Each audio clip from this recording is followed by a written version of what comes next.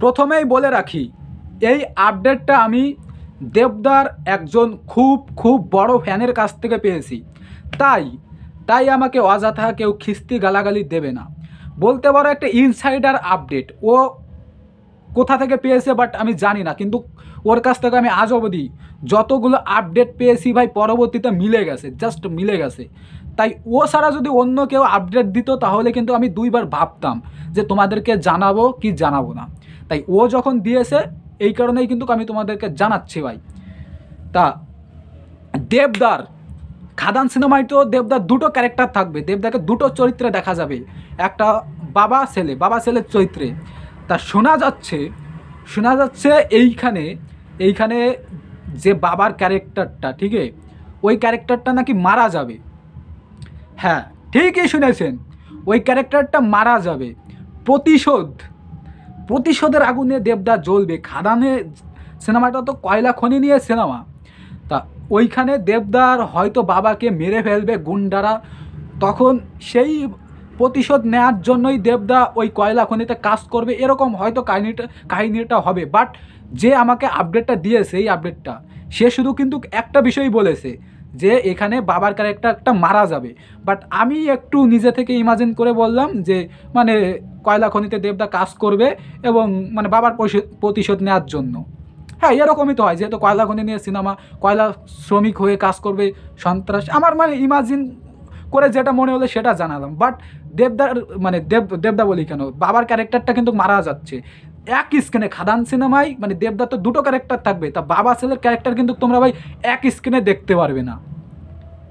ইতিহাস হয়তো এখানে দেবদার মা বলবে যে তোর বাবাকে এরা মেরেছিল, ঠিক আছে, এদের কাছ থেকে প্রতিশোধ নিবি। তারপরে দেবদা কয়লা মানে শ্রমিক, দেবদার বাপ হয়তো ওই কয়লা খনির কোনো একজন শ্রমিকও থাকতে পারে, কিছু একটা ছিল হয়তো। ওই কয়লা খনির বড় কোনো সন্ত্রাসবাদীরা দেবদার বাবাকে মেরে ফেলে, দেবদার প্রতিশোধ নেওয়ার জন্যই ওইখানে যায়। মানে দেবদার মা বলে আর কি যে সন্ত্রাসবাদীরা তোর বাবাকে মেরে ফেলেছে, ঠিক আছে, তুই প্রতিশোধ নিবি। তারপরে দেবদা প্রতিশোধ নেওয়ার জন্য ওই সেই কয়লা খনিতে শ্রমিক হয়ে যায়। এটা ভাই আমি মানে কন্টেন্টটা বানানো আর কি, ফ্যান মেড আর কি। কিন্তু বাবার ক্যারেক্টারটা মারা যাচ্ছে, দেখা যাক এই আপডেটটা কতটা সত্য হয় ভাই।